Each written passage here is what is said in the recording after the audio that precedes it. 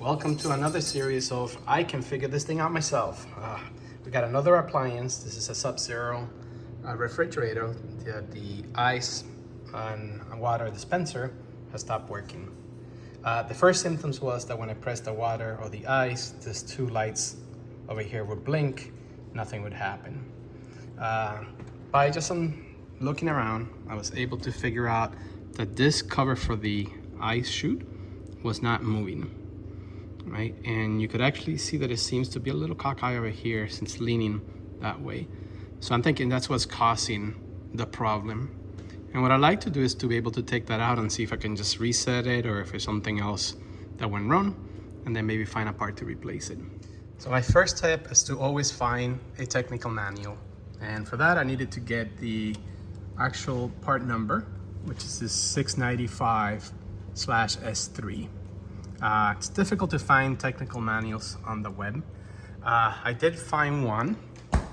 It's a /2 instead of a /3, but I figure it's close enough. So if you need to find a manual, just Google these keywords right here, and you should be able to find an equivalent, even if it's not the same. And then the pages that I'm looking for are going to be the ones about taking the dispenser out.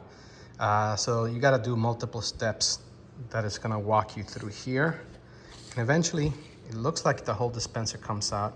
And I am hoping that once I take that out, that flap that closes the hole for the ice chute will come along with it, and I won't have to take the whole door apart. Now, before I start, I gotta warn you again, I am not a professional. I am not an electrician. We're going to be working around electricity, so please make sure that you're comfortable doing so. Turn off the power at the main breaker in your panel downstairs before you do any work. And if you're not comfortable, hire a professional. All right, for today's videos, I've actually enlisted my daughter's help, which is a first. And she is going to be demonstrating step number 1, which is to remove this plastic thing right there. There you go. All right, so I was wrong. Apparently, we do need to take a little bit more of the rivet out, because once we do this, now the panel just comes out completely. There we go. Now there is a ribbon cable there. Just pay attention to the colors and how it's set up. Right, and now we just need to pull that out slightly. There we go. Now we got that first piece out. Nice. All right, moving on to step number 2. It says we gotta remove this bezel right here. And to do so, we remove the panel first, which exposed 2 screws right there. But also under this tray, we have 2 more screws. So we got 4 screws to remove with a Phillips screwdriver. We're just gonna do that. I'm not gonna record it, but 4 screws to come out. All right, so we removed all 4 screws. Now she is going to try to get the bezel out. There you go. That was been simple enough. Okay, perfect. All right, now we're gonna move to the next portion. Okay, next step right here is to remove this glass well liner. I see 2 plastic rivets that have to come out. A ground wire, which I believe is gonna have to get removed from right here. And then 2 more Phillips right here. So that's gonna be our next step. Okay, we're not gonna record it, but you could use your fingernail to remove those plastic rivets. And then we gotta make sure we get this ground wire out. Trying. Let's see, lift up and then get over this little, oh yeah, I think you almost got it. This has been a little bit more difficult to get out. So we got this rivet out. Now we just have to get this whole metal well out. We're trying to figure out, it says to lift up and then get out, but we're not seeing how to do any of that. So we're gonna have to wiggle over here until we get it. I'll tell you after it's out.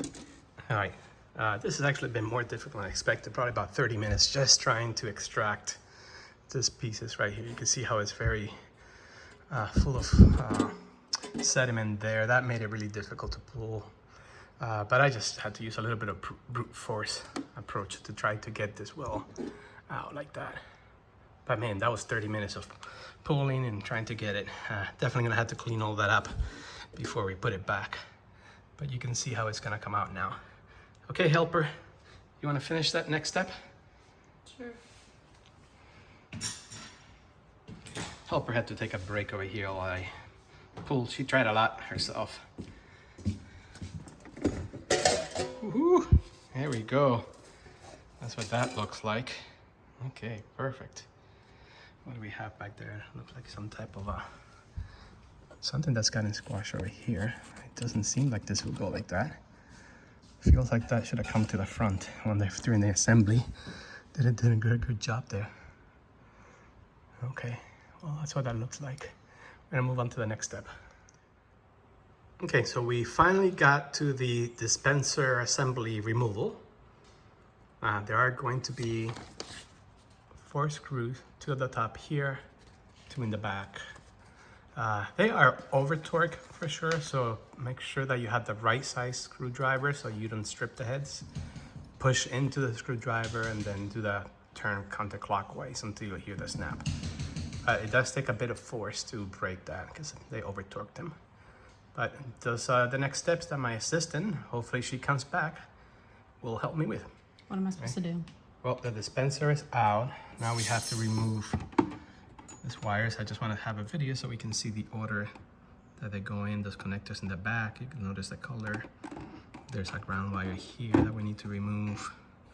This will probably just be easy to pull off. They may have a clip on that I can't see, but we may have to just, pull it and up.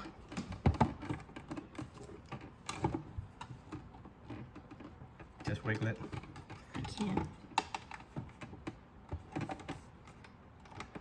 Wiggle, wiggle, wiggle. There may be a clip. I see a clip in this one right here, so we're gonna have to like use our finger or a tiny screwdriver. There may be one on that side too, Nate. Alright, so my little helper, it's got the dispenser in her hands. We managed to get the cables out. Let me just show here how. This one has a clip that you push down and it goes up. This one has a clip in the front that I use a small screwdriver to pull up.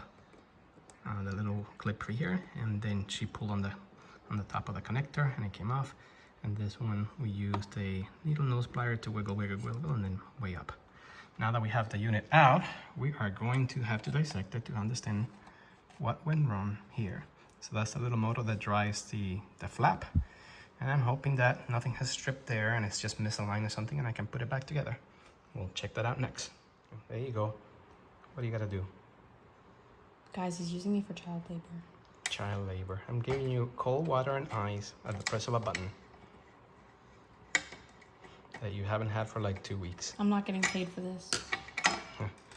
You're getting paid in life lessons. You're gonna learn how to fix your own things by just looking and analyzing things. Well, that looks to be the motor that drives that, but let's keep going. Do I take this one out? No, let's turn it around this other. Oh.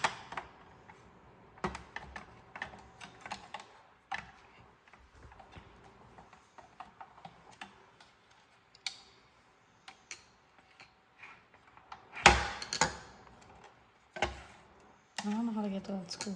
Well, think about it. Somehow they put it in there, so you gotta get it out. There you go.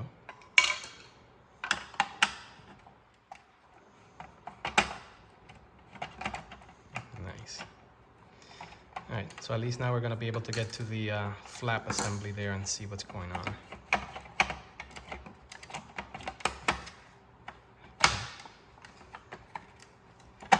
Take a look. What good is that gonna do? I think that's the axle here. And then it looks like this round thing may have come off. See how it's not attached to anything? So it makes sense. It should be attached to something, right? So that's a theory, right? We just gotta continue disassembling this and we'll make sense of it. I can see exactly why it stopped working. This must be a solenoid that energizes it. Pushes down and creates a magnet, pushes down. But see how the metal tab behind it is not attached to the wheel? But if I turn the wheel, well, I'm not gonna be able to with one hand, but if I turn the wheel, I could actually see that there is in fact a little plastic tab. You can see it touching the metal there, that it should have been inside of the metal circle. So it just got misaligned. I think if I take this apart and put it back, it's likely to work again. Now, how do I take this apart? That's still a puzzle. I can see this pulls up a little bit here, and this may be a half over here that separates. So I'm just gonna play with it. Yeah, sure enough, that's what happened. This little plastic rivet has to go inside the metal. So now when this solenoid energizes, it'll pull down and it'll close the chute. Oh, I'm sorry, it'll open the chute. Boop. You can see now it's attached. Right, so I'm gonna clean up a little bit of this residue that we have from minerals in the water, but I don't think I need to take this whole thing apart now that I got that in there. I did it just by pulling a little bit on the plastic and getting that the little rivet right here inside the metal. Didn't have to use a lot of force. But I think that once it's in there and I screw this part back up, I should be able to get it fixed. All right, so I have cleaned up all that calcium deposits from the top, or most of it at least. I put the screws back, but I did forget to put this. I just gotta remove this too and put it back. But at least now you can see how it's supposed to work. When this solenoid energizes, a magnet is going to pull down, and now because I've connected that metal piece to the plastic inside the flap is gonna open. When it de-energizes, magnet goes and it closes. Okay, now that I put the metal cover back, don't forget to put this plastic piece before you take the whole dispenser back to the fridge. It only goes one way. You cannot force it to go this way. So just a long piece goes there. Drop it in. Now we need to take it back to the refrigerator and reconnect the three wires that we removed. The two connectors here and the ground wire. Okay, in case you've forgotten, for the dispenser, these two smaller flathead type of screwdrivers go on the top. And then this rounded screws, did I say screwdriver? Screws, go in the bottom, okay? Put the connectors back and then put those 4 screws in. All right, so the dispenser is back in. Here are the 2 flathead screwdrivers, so you remember that. And then the 2 rounded ones in the back. You want to verify that this is seated correctly here, that it flows, that it opens freely, the gap, and it closes. You know, confirm that that's all good. And then we can move on to the harder part, which was to put this metal case. It took me a long time to get out. Hopefully it won't take us long to put back in. Okay, what's important about getting this liner back is that the metal has to go inside these grooves right here all around it, and you got to make sure you push it back at an angle. That's how I took it out, the whole when you have the whole thing assembled. So I'm gonna put it in, make sure that it's in the grooves, and then hopefully not spend another 30 minutes wiggling that thing back in. This is really the hardest part that I found so far. Looks like there's also a groove over here, so we're gonna have to make sure that metal liner goes into that groove as well. Be careful not to damage this wire, this ribbon cable here. But I do see a groove here, and it has that shape, so we're gonna have to slide it in there. Okay, so this is going to be the hardest part right now. I put it at an angle so I can get the tabs in, and then I could also get the edge of the metal into the grooves that are there. You can see that somehow I gotta slide all that up and, you know, get over these 2 plastic things right here so I can try to get it in. I don't know, it's gonna definitely be difficult. Well, much to my surprise, it actually went in pretty smoothly and fast.